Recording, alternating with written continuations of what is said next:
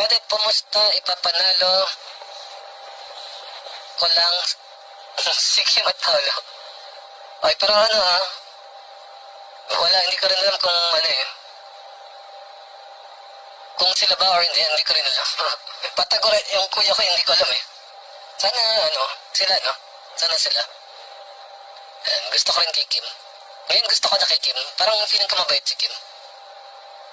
Pakiramdam ko mabait si Kim. Exclamation notice. Na-mention yung dalawa na pareho kayong generous. Meron bang nagkaroon? Yes. Nagkaroon naman ng palitan ng regalo sa isa't isa. Wala nga po. Hindi naman, wala. Ay, wala. Siguro mga maliliit lang na ba? Ay, oo, binigyan niya ako gifts. Ano yun? Kung pwedeng mong i-share? Binigyan mo sa akin. May notebook kasi ako kung saan sinusulatan ko talaga yung emotional journey ng character ko.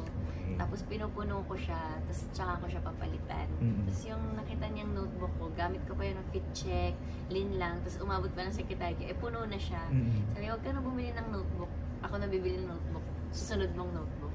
So, bigyan niya ako ng 4 na notebook. Hindi kasi hindi ko alam kung anong gusto niya. Yung iba may linya, yung iba wala. Tapos nakita ko yung notebook niya, wala palang linya. So, nagagamit mo na yung notebook? Wala pa ako next project ko ito sa What's Wrong is Not. Wala pa, hindi ko pa siya sulatan. Okay. So, bigyan din siya ng chair, dating chair. Tapos, Generous ka? comfy. Naman. hindi naman, yung nakikita ko lang na kailangan. Kasi sira-sira na rin yung chair. Tapos parang maliit sa kanya. So, sabi ko, sige, pabigyan ka na lang si Kim. Kaya tuloy ng si Kim, lagi ako natutulog. Kasi sobrang komportable si Kim. Lagi na ako natutulog. So parang yung upuan may foam siya. Tapos Yes. parang niyayakap ka niya. Pao, may nakuha ka bang gift from Kim? Food, anything? Taylor Swift. Taylor Swift shirt. Oh. Tapos, Pinigay ko. Yung pagkain. pagkain. Tsaka, anong lang, binigyan mo akong jacket. Yeah. Oo. Okay. Tsaka pagka when Kim accepted it because I've never had the chance to work with Kim para sa isang series or movie. And ito, nabigyan ako ng pagkakataon to work. First impression, tsaka nagkatotoo ba yung first impression mo na yun kay Kim? First impression, yun na rin parang bubbly. Yun naman talaga. Bubbly talaga siya. Okay. Kim, ikaw? Ano naramdaman mo nung nalaman mo makakatrabaho mo siya? Siyempre kinakabahan ako. Oo. Kasi Paolo Avellino, di ba? Parang serious actor. Parang shocks. Papasok kayo mga jokes ko sa kanya. Hindi sure Parang shocks. Baka maingayan siya. Dami. Kasi parang meron siya sarili niya mundo. Siya lang may alam. Tapos, di ba may sarili siya ka mundo talaga? So parang yung linlang pa lang, syempre hindi ako ganun ka-confident din sa role na kaya ko ba siyang gampanan. Ang dami ko pang pinagdaan ng decision making bago ko siya gawin. Pero na-miss ko talagang umarte. Yes. Kasi parang last ko teleserye matagal na rin. And then, yun. And then, happy pa ako kasi hindi ko pa siya nakatrabaho ever sa buong showbiz career ko. So, parang maraming first din yung linlang. So, na-excite naman ako. And then, first impression ko sa kanya, siguro, hindi talaga siya nagsasalita. Tsaka, talaga siya, seryoso talaga siya. Okay. Pero meron pa siyang funny side. So, parang pag nahuli mo yun, tuloy-tuloy na. Okay. Okay, Kim, na-mention mo kanina, parang meron siyang, si Paolo yung first impression, meron siyang sariling mundo. Opo. Nakapasok ka ba doon sa mundo ni Paolo? I think so. Paano Natawa ba naman siya. Baka naman. Naging mahirap ba yun? Na parang yung time na parang, syempre yung first impression mo kay Paolo, medyo parang tahimik si Paolo, tapos ikaw medyo bubbly, then jolly. Medyo lang, yung bago kaming magkatrabaho, tinone down ko muna yung sarili ko. Pero dito sa secretary kong bahala sa buhay niya.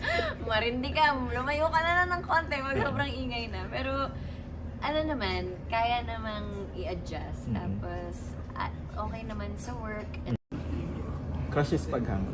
Crush is paghanga. So, Paghanga naman. Umamin ka na. Okay lang naman sa akin. Kasi hindi pala, no? Siyempre, hinahangaan ko naman si Kim, pero I think, parang ngayon ko lang din nga naalala na resurface yung mga interviews ko dati na gusto kong makatrabaho si Kim.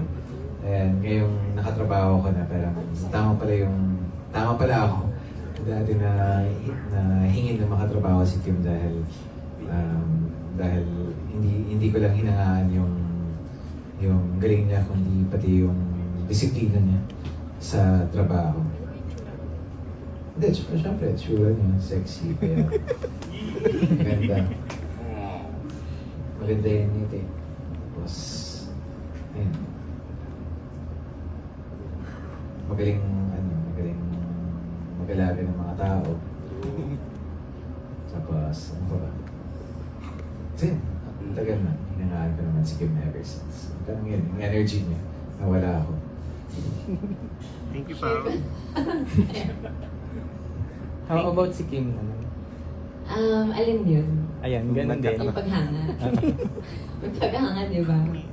Siyempre, sino ba hindi nakahanga sa kanya? Yes. Oh, yes.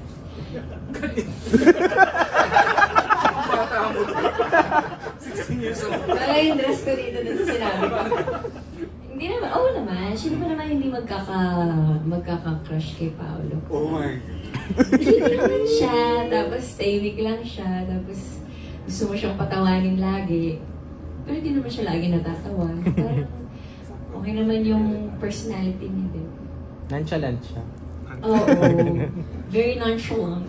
So, Hyphenated by nonchalant, one word. ayun, alam mo ba, cute naman siya. Tapos parang kapag nag-smile siya na sometimes mo lang nakikita. So parang kang, yes, nag-smile siya. Ganyan, ganun. Yes, natawa siya. Sa 5 jokes ko, mga 3 lang siya matatawa or 2, or minsan wala. So parang, okay, congrats. Pwede Our hearts beat to the city streets. We began to feel the fire. We rise like tall buildings as the chemicals they take us higher. The night's young and it's just begun as she puts her hand in mine.